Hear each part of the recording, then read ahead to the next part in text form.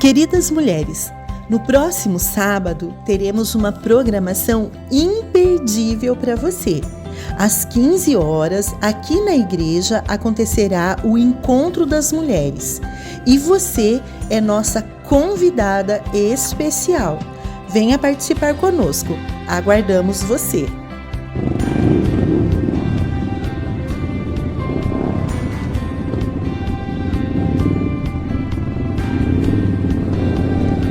Somos os investigadores da Bíblia e queremos convidar você para uma super investigação. Todos os domingos às 9h30 na Escola Dominical. Terça-feira, a partir das 20 horas, nós teremos aqui uma reunião de oração. Você é o nosso convidado especial.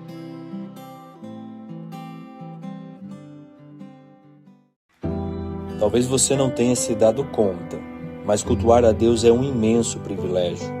O ajuntamento solene daqueles que creem proporciona oportunidade ímpar na comunhão, pois juntos nos alegramos, juntos oramos, juntos entoamos cânticos e louvores, juntos ouvimos o Senhor falar por meio da sua palavra. O culto é um momento sagrado onde os corações estão unidos em adoração, onde o Espírito se alegra em Deus, o nosso Salvador. Mas será que ao encerrar a reunião o culto acaba?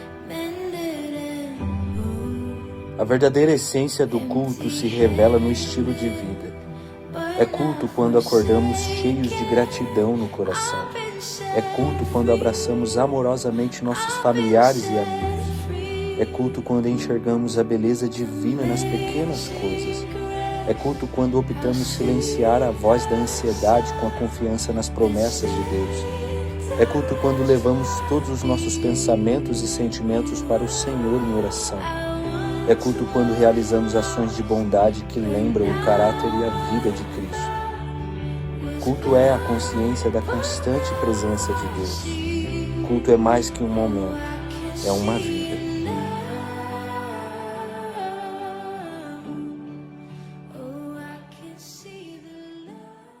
Boa noite, queridos, graça e paz.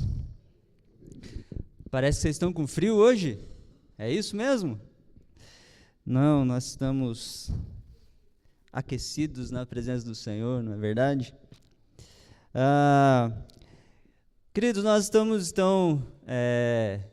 conversando sobre este tema, né, tão importante para nós, que é o culto nosso de cada dia. E a gente tem observado, né, como que existe essa liturgia da vida, né? Então a gente vem aqui na igreja todo domingo, né? E a gente observa que existem alguns passos, algumas ações, né, que a gente implementa aqui, e a gente fica pensando, mas por que tem isso? Por que tem a hora de adorar? Por que tem a hora de confessar? Por que tem a hora de ler textos sobre louvor, adoração, gratidão, né, ao Senhor? Por que tem a hora da dedicação? E tudo isso existe porque é a vontade do Senhor.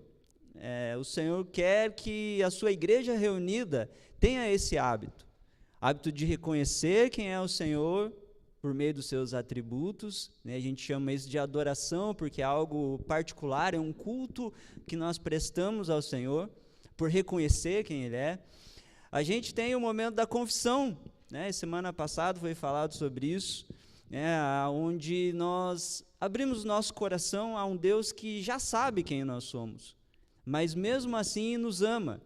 E porque nós amamos também ao Senhor, nós confessamos, nós reconhecemos, nós nos arrependemos. E nós louvamos ao Senhor também, que é o tema de hoje, por causa da misericórdia do Senhor. Quando a gente lembra que nós fomos perdoados, isso deveria encher o nosso coração de gratidão, a ponto de a gente não aguentar, ficar em silêncio, né? E aí a gente quer contar para todo mundo o que Deus fez. E o nome disso é louvor, é adoração. É tributar ao Senhor, e isso precisa ser público, né? Quando a gente vai falar, elogiar o Senhor, nós precisamos fazer isso em público, e é esse o tema da nossa mensagem de hoje. o culto nosso de cada dia, convite ao louvor e ação de graças. E, claro, eu quero convidar você a abrir a sua Bíblia, e nós vamos fazer a leitura do Salmo 150. Salmo 150.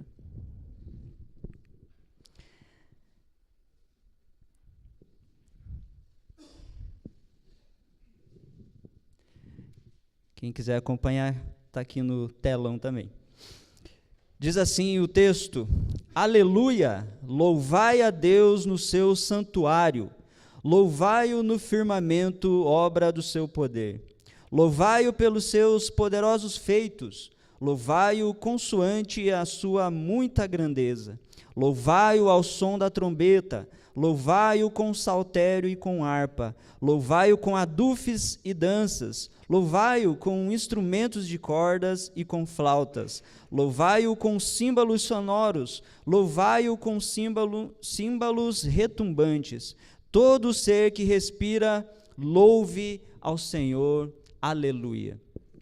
Todos nós já ouvimos esse salmo. E é interessante como que o livro dos Salmos, ele é um livro de louvor e adoração, a gente sabe, né? Ele é um livro poético, mas praticamente em sua totalidade ele é a música, ele é louvor, ele é a expressão cantada sobre quem é Deus, sobre o que Deus fez, né, o que Deus faz na história, sobre a vida, né, do próprio compositor. E a gente pensa assim, a nossa vida ela é feita de momentos bons e momentos não tão bons assim, e momentos ruins. Né? Existem os momentos ruins da vida, existem aqueles que não são tão bons, mas existem momentos ótimos também. Né? Isso é o que a gente chama de vida. Mas é interessante que existe esse convite para que em todo o tempo nós entoemos louvores ao Senhor. Acho que pifou o microfone? Não?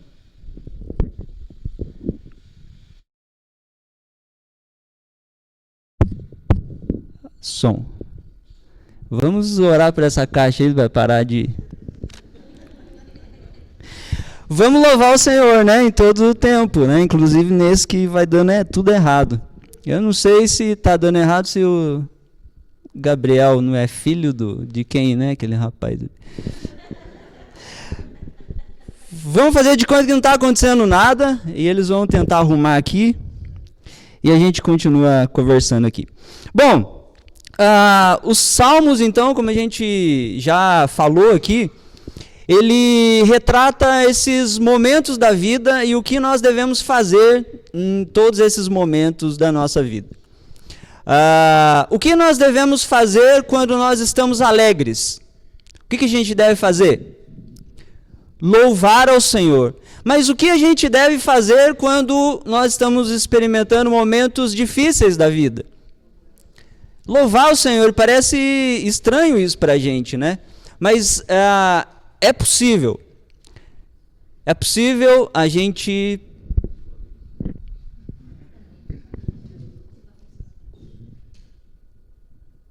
som.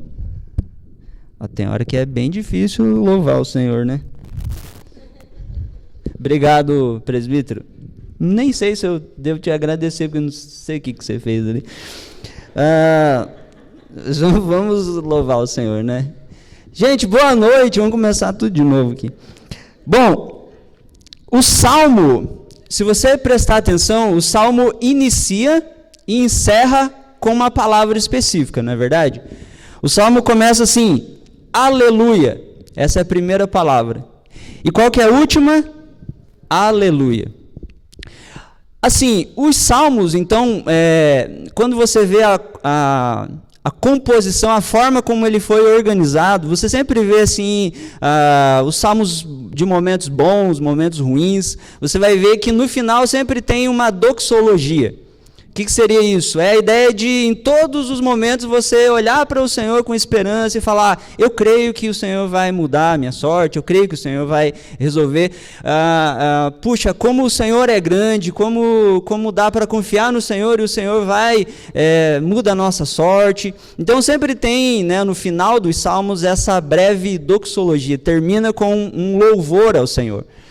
Então, não é sem causa que os salmos, né, quando a gente pega os 150 salmos, o último seja dedicado inteiramente para o louvor. Então, todos os salmos, no final deles, independente de qual seja o tema, existe um louvor ao Senhor. E agora o último, ele encerra, né, com chave de ouro, né, um grande finale, né, de um salmo inteiro de adoração. E a palavra aleluia, ela significa isso. A palavra aleluia significa louvai a Deus. Ela é composta por duas palavras, né? Aleluia é halel e iá, né? Que é a abreviativa ali de Deus, né? Então você tem louvai a Deus. Essa é a ideia. O termo aleluia também é interessante porque ele foi cunhado, foi estabelecido para a adoração e para louvor exclusivamente de Deus. Você não vê essa expressão aleluia sendo falado a mais ninguém. Ninguém chega para um rei e fala aleluia para o rei.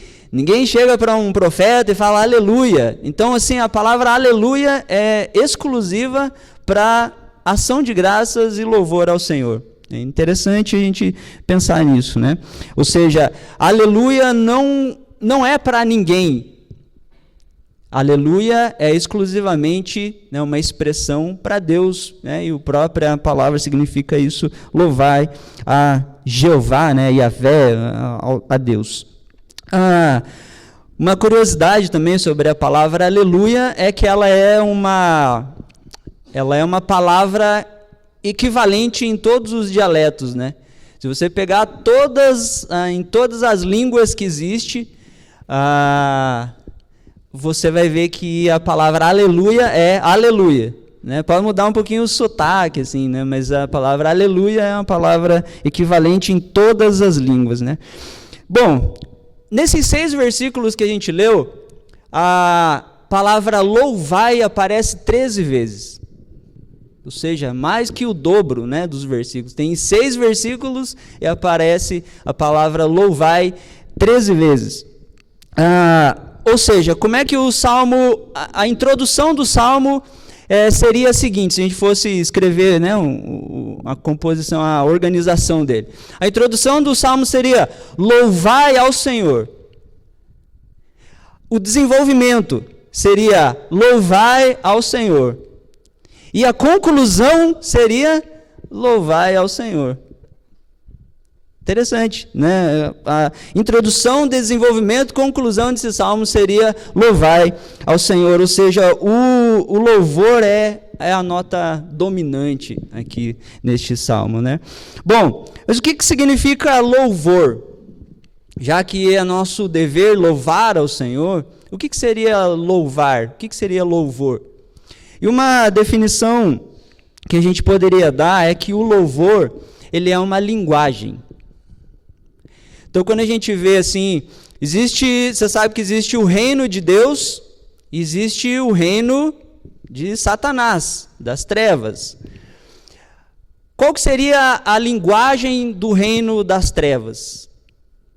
A gente vê em toda a Escritura, o Antigo Testamento chama de murmuração, e no Novo Testamento usa a expressão maledicência. Ou seja, existe uma linguagem no reino das trevas, que está linkado com essas duas palavras. No reino de Satanás existe murmuração, existe maledicência. Essa é a linguagem. Murmuração contra Deus, contra a vida, contra os outros. Maledicência, né, contra os outros, contra Deus. Isso é uma linguagem, que é uma linguagem anti-Deus. É uma linguagem que pertence ao reino das trevas. Mas o reino de Deus existe uma linguagem também. E a linguagem do reino de Deus é louvor. Então, a palavra louvor, ela expressa a ideia de expressar elogios a Deus. O Lucas não está aqui hoje, né? Mas a gente lembra dele, né? Expressar, né? Então, quando a gente tem aqui o convite, né? Elogia o Senhor, profira, né, elogios ao Senhor.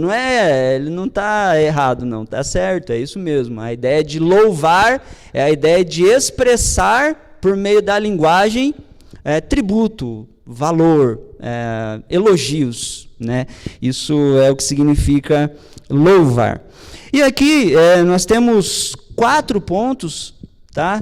Não estranhem, nem sempre tem que ser 3, né? Então tem 4, mas na verdade são 4 pontos que respondem a 4 perguntas que a gente encontra neste texto. Primeiro, a primeira pergunta, quando a gente fala de louvar, seria assim: onde eu tenho que louvar? Aonde eu louvo ao Senhor? E aí, o versículo 1 nos diz assim: aleluia, louvai a Deus no seu santuário, louvai-o no firmamento, obra do seu poder.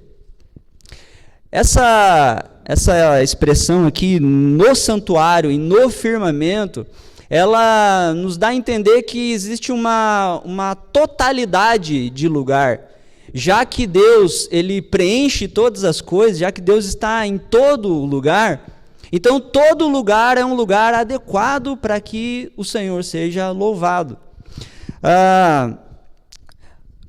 A terra e o céu, né, existem essas expressões, às vezes está se referindo a Jerusalém, o templo, que é esse lugar terreno onde Deus encontrava o seu povo, mas a ideia é que a terra, ela é um espelho do céu.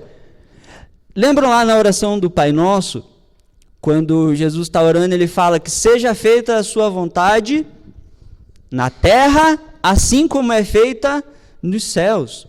Ou seja, a vontade do Senhor, a ideia assim de a gente agradar ao Senhor, ela deve acontecer na terra da mesma forma que já acontece nos céus. O santuário, né, é o lugar, muitos indicam, né, essa ideia de que aqui é o lugar onde o povo de Deus está reunido, onde nós cultuamos, onde nós vivemos. E onde nós vivemos deve refletir aquilo que é no firmamento, onde Deus está, né, nos céus, enfim. Então, o pensamento é o seguinte: quando a gente pensa na glória de Deus, e é a glória de Deus que nós louvamos, a gente pensa assim, se a glória de Deus ela compreende todo o universo, toda a existência, então o louvor a Deus não pode ser menos do que isso. Se a glória de Deus está em todo lugar, então é conveniente que o louvor à sua glória também aconteça em todo lugar. A gente aprende um pouco sobre isso também no encontro de Jesus com a mulher samaritana. E lá tem essa pergunta, né? Onde é o lugar correto para adorar ao Senhor? É aqui no Monte Gerizim? É no Monte Sinai? Qual lugar é o lugar adequado para adorar ao Senhor? Essa é a pergunta da mulher samaritana. E Jesus responde a pergunta que ela não fez, porque Jesus responde: olha, você tem que adorar, você tem que louvar ao Senhor em espírito e em verdade.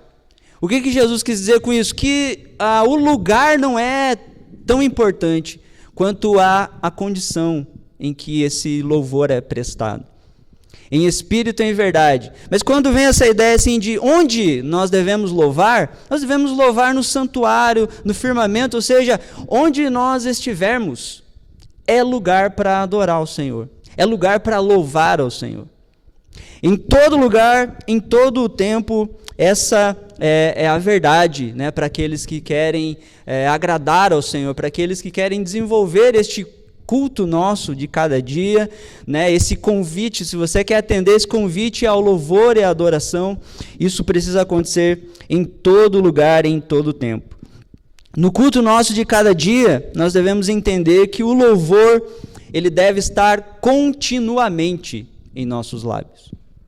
Quando a gente lê o Salmo 34, é exatamente isso que está escrito. Em todo tempo louvarei ao Senhor, e o seu louvor estará continuamente nos meus lábios. Então, a pergunta, né? Onde louvar ao Senhor? A gente deve louvar ao Senhor continuamente, porque onde nós estivermos é lugar.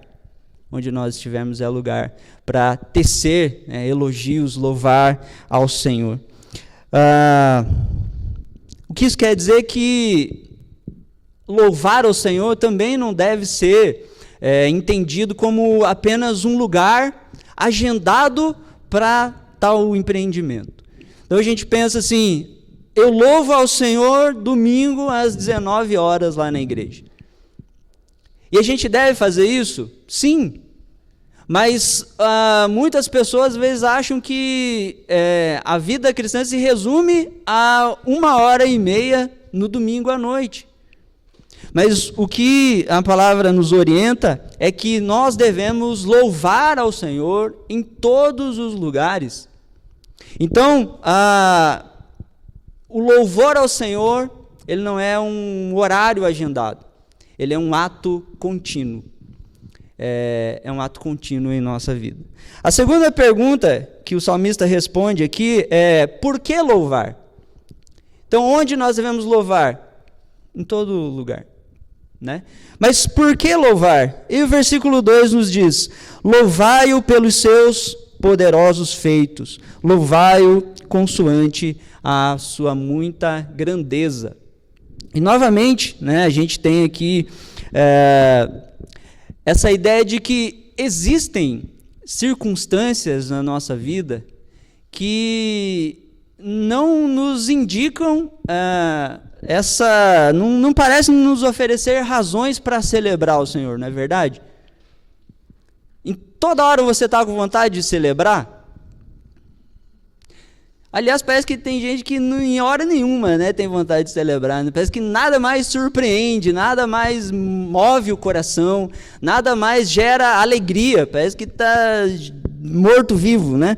Mas aqui estão dois motivos para que nós louvemos ao Senhor, dá essa razão por que a gente deveria louvar ao Senhor, já que existem muitos momentos em nossa vida que não nos fornecem razões para louvar ao Senhor. Se eu tenho que louvar ao Senhor em todo o tempo, como é que eu faço quando eu não estou com vontade? Ou por que eu deveria louvar ao Senhor, já que eu não tenho motivos? Bom, o ponto é o seguinte: nós devemos louvar ao Senhor, e aqui ele fala assim, pelos seus poderosos feitos. Nunca a gente deve adorar ao Senhor, ou a gente deve louvar ao Senhor baseado nas circunstâncias. Porque senão, de fato, a gente não vai louvar ao Senhor. De fato, a gente não vai ter um coração grato e nós não vamos tributar, nós vamos celebrar em todos os momentos. Mas se o convite é celebrar em todo momento, então a razão não pode ser as circunstâncias. Então, por que eu deveria louvar ao Senhor em todo o tempo? Por causa dos seus poderosos feitos, por causa daquilo que o Senhor faz, por causa das obras do Senhor. O texto fala aqui, né? A gente lembra de Deus e o que Deus fez, né? Quando a gente começa a pensar nisso.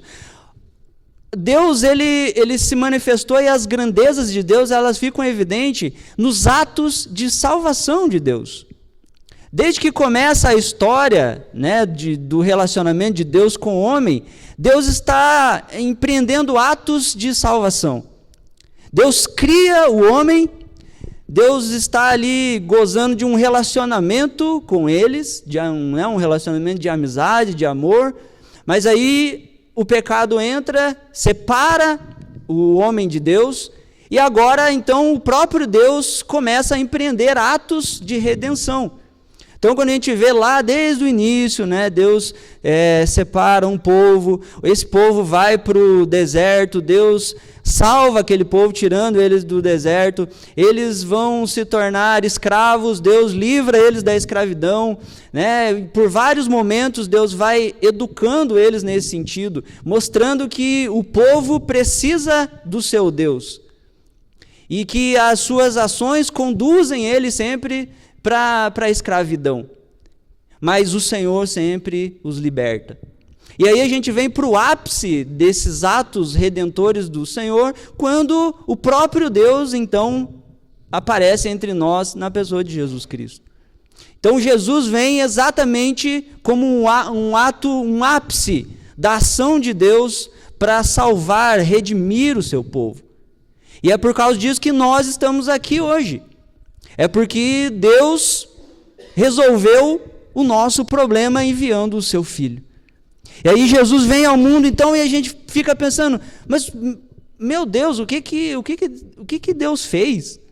O que é isso? Ele mesmo enviar o seu Filho para morrer no lugar de pecadores, de pessoas que deliberadamente escolheram não estar com Deus, escolheram inimizade.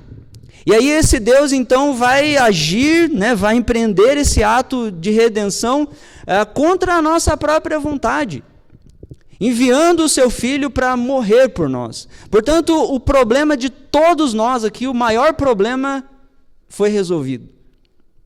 Porque se o que tem valor é aquilo que é eterno, então isso já está garantido para nós, já está resolvido. E esses atos de salvação de Deus, eles também reverberam em nossa vida em atos de redenção particulares. Porque pense assim, você já passou por quantas situações que Deus livrou vocês, não é verdade? Eu tenho certeza que se eu chamar cada um aqui para contar o seu testemunho, cada um vai poder dizer que passaram por momentos, por vales, né, da sombra da morte, que passaram por situações difíceis, mas que de alguma forma essa situação passou, Deus ajudou, Deus deu graça, Deus deu força, e hoje você está de pé. Ou seja, esses atos de redenção de Deus acontecem de maneira particular também. E não é as circunstâncias que vão dizer para a gente se a gente vai louvar o Senhor ou não. O que vai dizer se a gente vai louvar ou não é a nossa memória focada nas obras de Deus, na obra de Deus. E mais do que isso, nós devemos louvar o Senhor também por quem Ele é. Porque o texto fala que os poderosos feitos do Senhor nos deveriam conduzir ao louvor, mas também nós devemos louvar o Senhor consoante a sua muita grandeza. Pelo que o Senhor fez e faz, mas também por quem o Senhor é. Só de pensar e refletir sobre quem é Deus, isso deveria ser suficiente para render o nosso coração, né, e gerar em nós o desejo de louvar ao Senhor. Porque louvar ao Senhor é resultado de uma reflexão sincera sobre quem é Deus. Todo mundo, na Bíblia inteira tem isso. Quando todos os salmistas aqui, Davi principalmente, quando eles refletem sobre quem é Deus, é imediatamente notável o posicionamento do coração. Eles estão, às vezes, focados numa circunstância difícil, mas aí os salmos vão dizer assim, aí eu lembrei do Senhor. Aí eu lembrei dos poderosos atos do Senhor. Aí eu lembrei quem é o Senhor. E pronto, a sorte muda. A realidade muda.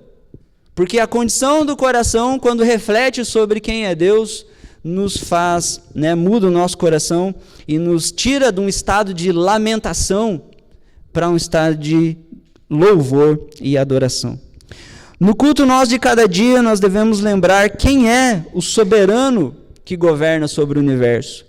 Nós devemos lembrar no culto nosso de cada dia quem é o Criador de todas as coisas.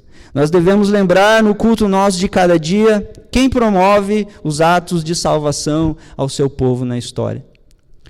Por causa dessas coisas, nós podemos e devemos louvar o Senhor. A terceira pergunta que o Salmo responde, então, é: como louvar? Como louvar? E o versículo 3, 4 e 5 nos diz assim: louvai-o ao som da trombeta, louvai-o com saltério e com harpa, louvai-o com adufes e danças, louvai-o com instrumentos de cordas e com flautas, louvai-o com símbolos sonoros, louvai-o com símbolos retumbantes. É interessante que o salmista usa aqui, né, uma série de instrumentos musicais, né? Fala sobre instrumentos musicais, vozes, danças, né? E só que quando a gente pensa música, canto, danças, enfim, não são as únicas formas de louvar o Senhor.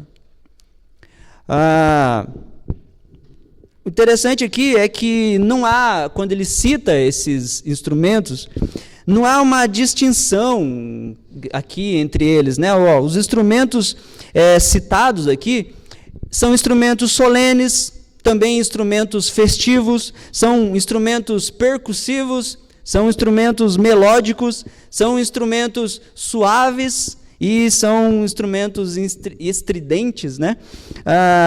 Ou seja, tudo aqui o salmista reúne para um fim objetivo, que é o de louvar ao Senhor. Eu sei que a gente tem, né, as preferências particulares, né? Gosta mais de um órgão, gosta mais de um teclado. Quem gosta de teclado aí? Nossa, gente. Oxa. Quem gosta de contrabaixo? Ô, louco. Quem gosta de bateria? Quem que está louvando a Deus porque não tem bateria na igreja agora? Tem, eu vou guardar o nome de quem levantou a mão aí. Olha só, gente. O que o salmista está querendo dizer? Todo instrumento de atividade na mão de um adorador serve para louvar o Senhor. Todo instrumento de atividade nas mãos de alguém que tem um coração de adorador serve para louvar o Senhor. E aí, o que isso faz a gente pensar? Que pode ser um pandeiro que você tenha na mão. Pode ser também um bisturi. Você pode louvar o Senhor por meio dessas atividades. Pode ser um órgão, ou pode ser um cortador de unha, um esmalte. Pode ser um saxofone, mas pode ser também uma chave de fenda. Pode ser um contrabaixo, mas pode ser um giz e uma lousa. Pode ser um violão, ou pode ser um catálogo de vendas. Pode ser uma bela voz que canta na igreja, mas também pode ser um belo ouvido que ouve no seu consultório.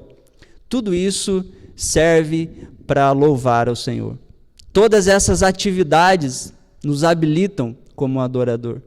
Quando nós usamos as nossas atividades, os nossos dons, os nossos talentos, nós podemos louvar ao Senhor por meio de servir ao Senhor por meio dessas atividades que Ele nos deu. Todo instrumento, toda atividade, ela pode louvar o Senhor. E a pergunta número 4 é a seguinte: quem deve louvar?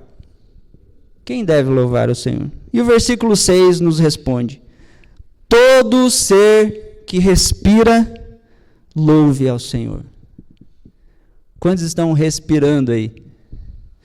Aliás, tem salmos, né, que dizem assim, que os mortos não louvam ao Senhor.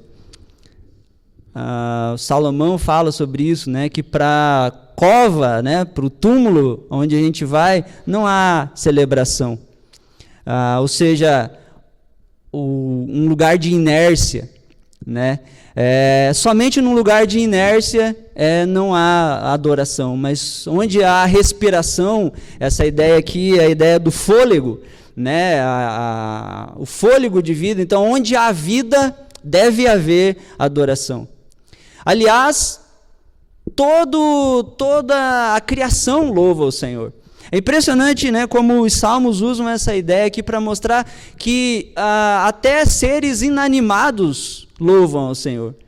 Eles falam sobre os montes se regozijando, falam sobre os mares, né, se alegrando na presença do Senhor, né, até as seres, a parte da criação de Deus que são inanimados, louvam ao Senhor, porque cumprem um propósito específico. Mas a chamada aqui é para que nós, como seres humanos, muitas vezes nós recebemos a vida, mas nós não utilizamos a vida do jeito que deveríamos utilizar. Porque se nós recebemos vida, essa vida que nós recebemos deveria ser devolvida em louvor e ação de graças ao Senhor. E isso faz a gente pensar. Já me perguntaram algumas vezes, né, sobre que tipo de música Deus gosta, né? A gente que é da área do louvor, às vezes se depara, né, com algumas perguntas assim. Que tipo de música Deus gosta? Ou melhor, que tipo de louvor Deus gosta? Mais rapidinho, mais lento? Como é que é assim, esse negócio, né? Mas tem uma reflexão que a gente precisa fazer. Porque eu não sei se essa é a pergunta adequada. Eu não sei se Deus tem um gosto musical. Eu não sei se ele gosta mais de um, mais de outro. Mas eu sei, biblicamente falando, que Deus gosta dos que louvam a ele. Isso que quando a gente lê lá a história de Caim e Abel, isso fica evidente. Você lembra que Caim e Abel, eles eram irmãos, e como todos os irmãos, o que eles faziam? Brigavam, né? E brigavam feio, né? Mas tem essa ideia aqui de que os dois ofertavam ao Senhor. Ou seja, quando você abre lá em Gênesis capítulo 3, capítulo 4, né, dos versos 3 a 5, olha que interessante. E isso daqui, às vezes, é uma leitura equivocada que a gente faz desde criança. A gente tem aquela ideia assim que Caim não foi aceito por Deus por causa que ele deu fruta estragada lá, né, para o Senhor. Quem já ouviu essa versão aí? De que ele deu coisa ruim lá para o Senhor, né? Ele tinha um monte de coisa boa, mas ele deu os frutos ruins, né, para o Senhor. Já Abel deu ali o melhor do seu rebanho e tudo mais. Mas, olha só que interessante, Gênesis 4, do 3 a 5, diz assim: aconteceu que, ao fim de um certo tempo, Caim trouxe do fruto da terra uma oferta ao Senhor. Não está dizendo que ele trouxe nada de péssima qualidade, que coisa ruim, resto, né? Está dizendo que ele trouxe do fruto da terra uma oferta ao Senhor. Abel, por sua vez, trouxe das primícias do seu rebanho da gordura destes. Então, assim, os dois ofertaram ao Senhor. Os dois trouxeram a sua oferta de gratidão e louvor. Aqui fica evidente apenas que eles tinham atividades diferentes. Caim mexia ali com o campo, enfim, com frutos e tudo mais, e Abel era um pastor de ovelhas. É lógico que ele vai oferecer um novilho. E é lógico que Caim vai oferecer do fruto da terra, está tudo certo. Mas olha só o detalhe que às vezes a gente deixa passar. O Senhor se agradou de Abel e sua oferta, mas de Caim e de sua oferta não se agradou. Então, assim, gente, não tem a ver com o que a gente faz, o que a gente oferece para Deus. Tem a ver com a gente. Deus, ele não se agradou de Caim. Logicamente, ele também não se agradou da sua oferta. Ao passo que Deus se agrada de Abel, e aí ele também se agrada das ofertas de Abel. Então, louvor e adoração não é só coisas que a gente faz, mas é a relação que nós temos com Deus que vai dizer com que motivações nós fazemos isso. Se você não quer louvar o Senhor, não louve. Se você acha que não há motivos para louvar o Senhor, não louve. Isso daí tem a ver com o seu tipo de relação com o Senhor. Mas fica evidente aqui que não é questão de quem dá mais, quem dá menos, quem toca. Às vezes a gente pensa isso, né? eu queria tocar, eu queria cantar, eu queria estar lá na frente para daí, assim, né, Deus aceitar a minha oferta, o meu louvor e tal. Mas louvor não tem a ver com música, gente. Música é só uma forma de a gente expressar o louvor. Mas como nós falamos aqui, a nossa vida e as nossas atividades devem louvar ao Senhor. Eu quero encerrar aqui com um comentário do comentarista aqui, Matthew Henry. Ele diz assim, ó, com isso, ou seja, refletindo sobre esse versículo final aqui, né, todo ser que respira louve ao Senhor. Ele diz assim, com isto se deseja expressar que ao servirmos a Deus, não devemos poupar custos nem esforços. Louvemos a Deus com uma fé firme, com santo amor e deleite. Louvemo-no com inteira confiança no Senhor Jesus Cristo, com fé no seu triunfo sobre as potestades das trevas. Louvemo-lo pelo respeito universal a todos os seus mandamentos. Louvemo-lo pela submissão jubilosa a todas as suas disposições. Louvemo-lo por fomentar os interesses do reino de sua graça, pela esperança e expectativa viva do reino de sua glória, e por termos em vista que, muito em breve, devemos exalar o nosso último suspiro neste mundo. Enquanto ainda respiramos, louvemos ao Senhor. Então, exalaremos o nosso último suspiro com consolo em nossa alma. Isso tem a ver com louvor verdadeiro. É essa disposição do coração. Essa disposição do coração em confiar no Senhor, confiar na sua obra, confiar na sua grandeza, confiar na obra cabal que Jesus Cristo realizou em nosso favor. E isso nos dá essa expectativa, porque, gente, uma coisa que nunca vai acabar, e aí a gente fala bastante sobre isso. A gente, às vezes, deixa, né, de convidar pessoas, a gente deixa de evangelizar, a gente deixa de cumprir a missão, e a gente está errado nesse sentido, porque a missão ela só pode acontecer aqui. Ela só pode acontecer enquanto nós estamos aqui. Nos céus, na eternidade, as missões vão acabar. Nos céus, essa oportunidade de partilhar, a oportunidade de louvar ao Senhor enquanto nós estamos em momentos de tristeza, de sofrimento, sabe, isso gera uma esperança em nosso coração, porque você sabia que você só vai poder louvar o Senhor em meio à tristeza aqui? Porque quando nós estivermos na eternidade, não haverá mais tristeza, não haverá mais dor, não haverá mais angústia. Lá o nosso coração adorará, louvará o Senhor por outras razões. Mas o privilégio de louvar ao Senhor em meio ao sofrimento nós só temos aqui. Da mesma forma que missões vão acabar, que o privilégio de louvar ao Senhor em meio ao sofrimento vai acabar, mas o louvor será eterno. O louvor durará para sempre. A gratidão, a ação de graças, o canto, tudo estará direcionado para eternamente louvar o Senhor. E é por isso que a gente deve fazê-lo enquanto estamos aqui também. No culto nosso de cada dia, nós devemos entender que nós somos os instrumentos de Deus.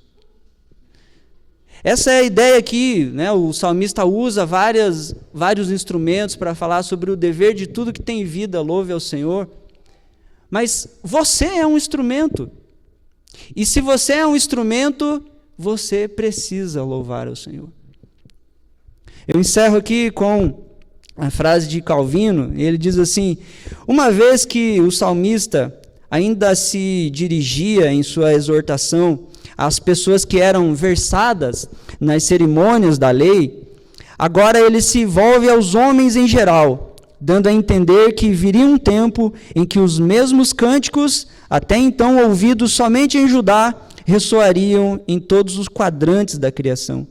Nesta predição, fomos unidos aos judeus na mesma sinfonia, para que cultuemos a Deus com sacrifícios de louvor permanentes, até que sejamos congregados no reino celestial, quando cantaremos com os anjos eleitos um eterno aleluia.